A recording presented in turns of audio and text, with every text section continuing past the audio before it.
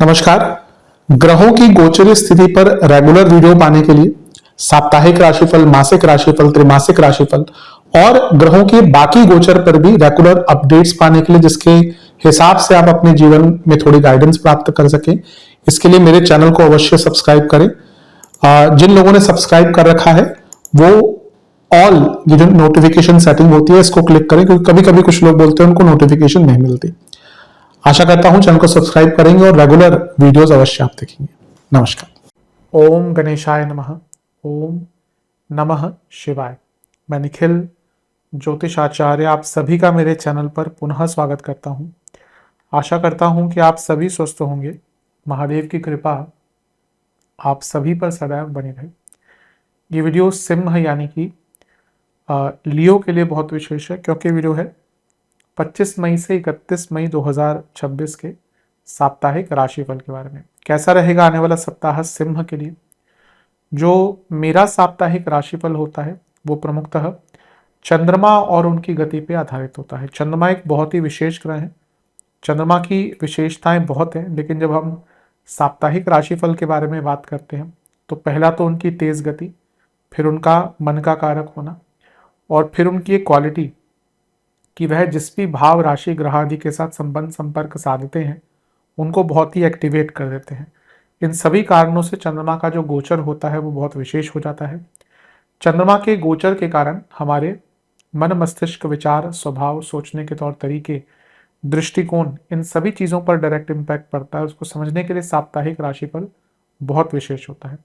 इस अंधकारमय जीवन में ज्योतिष एक मात्र विद्या है जो हमें थोड़ा सा गाइड करती है, सहारा देती है। भले ही राशिफल बहुत ही सामान्य आधार पर दिए जाए, लेकिन एक जनरल गाइडेंस के लिए बहुत उपयोगी होते हैं। यदि आपकी लग्न राशि या चंद्र राशि सिंह है, लियो है, दोनों ही गाइडेंस के लिए इस राशिफल को देख सकते हैं। जहां से सूट और रिलेट ज्यादा करता है वहां से देखिए। व्यक्तिगत तौर पे मेरा मानना है लग्न से देखेंगे तो अच्छा, इनकेस नहीं पता है तो चंद्र राशि से भी इसको देख सकते हैं। शुरू करते हैं इस अत्यंत महत्वपूर्ण राशिफल का। चंद्रमा आपके धन स्थान में आ जाएंगे, यानी कि कन्या में। ये होगा 25 तारीख सुबह के 9 बजे के आसपास, और 27 तारीख रात के 7 बजे तक चंद्रमा यहीं पर, या शाम के 7 बजे तक यहीं पे गोचर करेंगे। चंद्रमा का धन स्थान में आना देखिए बहुत अच्छा होता है। चंद्रमा एक्टिवेट करते हैं तो जिस भी भाव में जाते हैं उसको बहुत, उसका एक्टिवेशन काफी हद तक होता है। यहाँ पे अगर हम बात करें तो चंद्रमा 12वें घर के स्वामी हैं। उनका धन स्थान में आना, जो लोग विदेश से संबंधित काम करते हैं उनको लाभ मिलता है। हाँ, इसका अर्थ ये भी होता है कि थोड़े खर्चे भी बढ़ सकते हैं आपके, तो उस पर नियंत्रण रखेंगे तो अच्छा है। यहाँ पे शनि की दृष्टि है जो विपरीत राजयोग बना रहे हैं। चंद्रमा 12वें घर के स्वामी हैं और शनि 8वें घर में बैठकर देख रहे हैं, और शनि विपरीत राजयोग बना रहे हैं।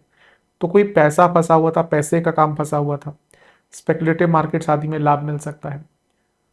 और इवन गुप्त धन का आपका सोर्स है, 8-12 का मिलन हो रहा है तो गुप्त धन है आपका, कुछ 2 नंबर के काम करते हैं तो उसमें भी बहुत लाभ प्राप्त हो सकता है। तो ठीक है, जिनका वो काम है वो देखिए, एक प्रकार से कहते हैं ना कि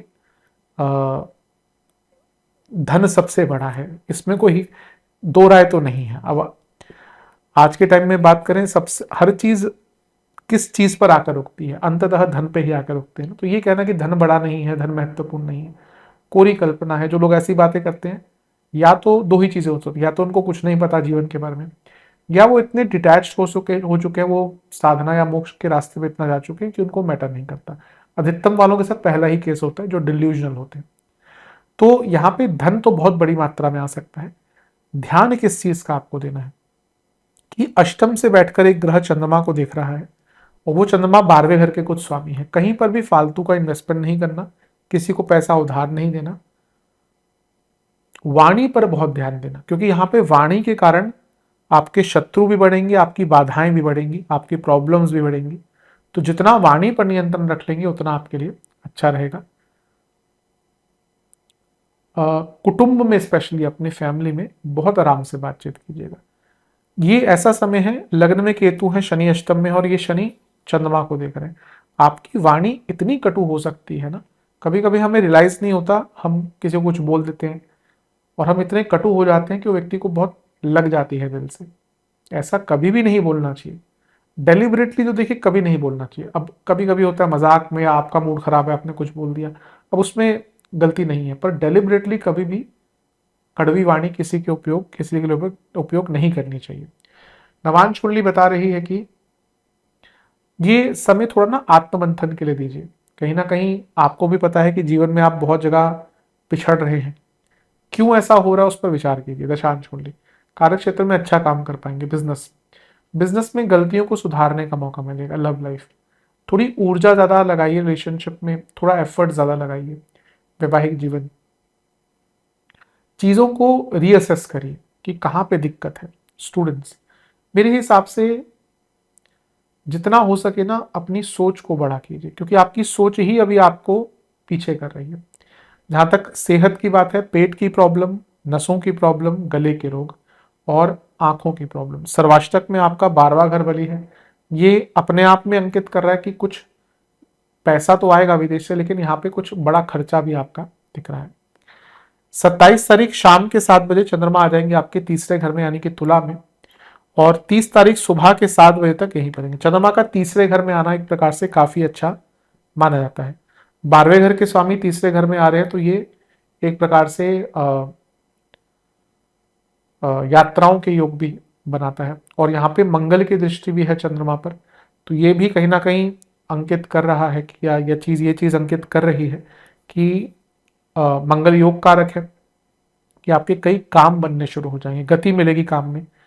यहाँ पे केवल मंगल की दृष्टि नहीं है, यहाँ पर राहु की भी दृष्टि है और यहाँ पर बृहस्पति की दृष्टि भी है। 3 ग्रहों की दृष्टि 12वें घर के स्वामी पर, तो बदलाव जो लाना चाहते थे पिछले कुछ समय से, वो बदलाव लाने के लिए बहुत अच्छा टाइम है। चंद्र मंगल योग अपने आप में बहुत विशेष होता है, मंगल तो योग कारक भी है, तो कई बदलाव ला पाएंगे।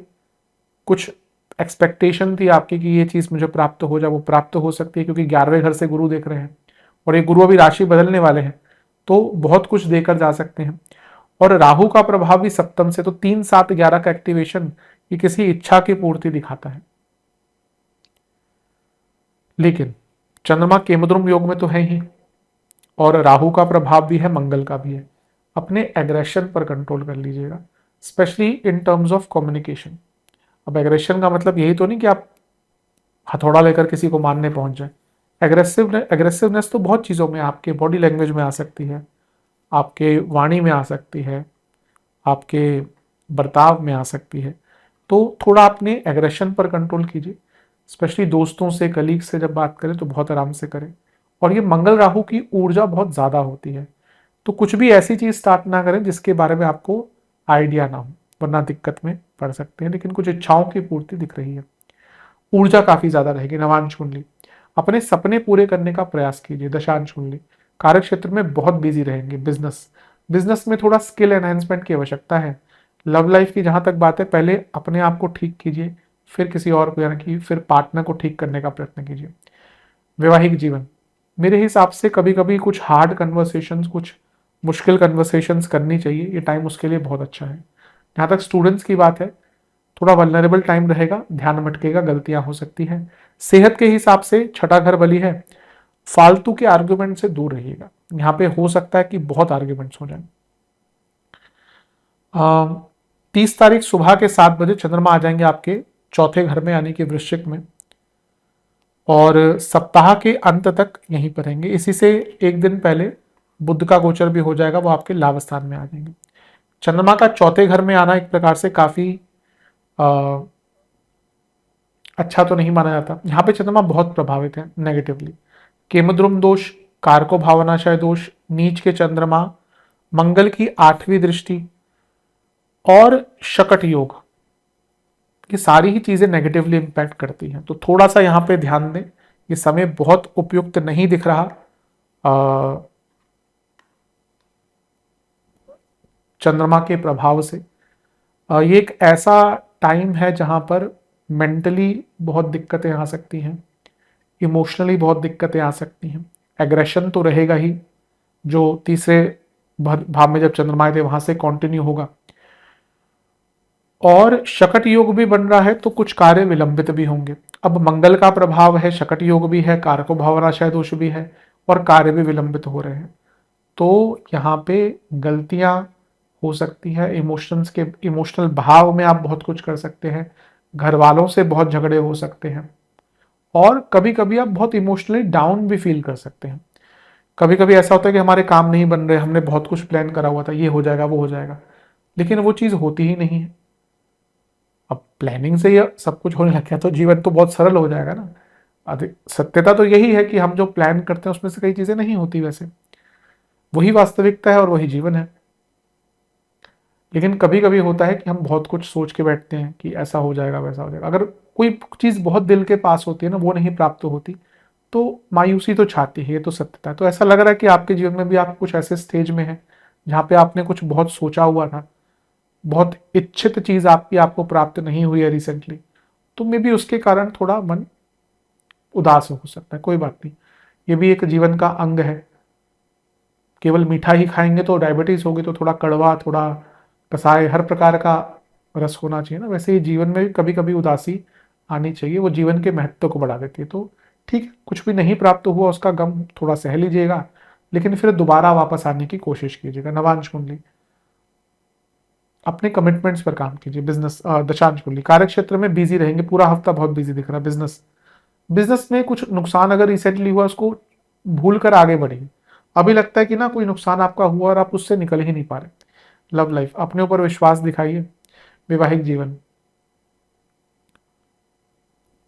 थोड़ा फोकस करिए पार्टनर पे। ऐसा लगता है कि आप बिल्कुल भी अपने लाइफ पार्टनर पर फोकस नहीं कर रहे, और ये गलत है। स्टूडेंट, ना कहना सीखिए।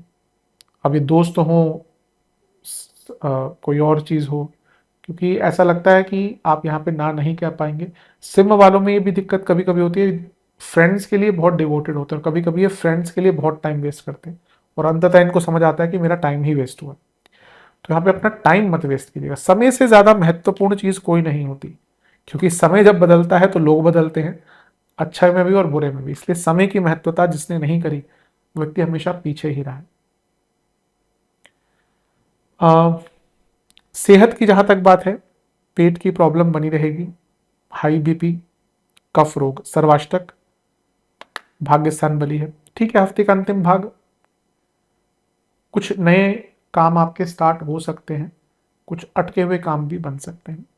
उपाय के स्वरूप में आपको सूर्य देवता को गंगा जल अर्पण करना है और सूर्य चालीसा का 2 बार पाठ करना है। आशा करता हूँ वीडियो काम आएगा। चल पे नहीं सब्सक्राइब कीजिए, वीडियो को लाइक कीजिए। मिलता हूँ अगली वीडियो में, तब तक के लिए ओम नमः शिवाय।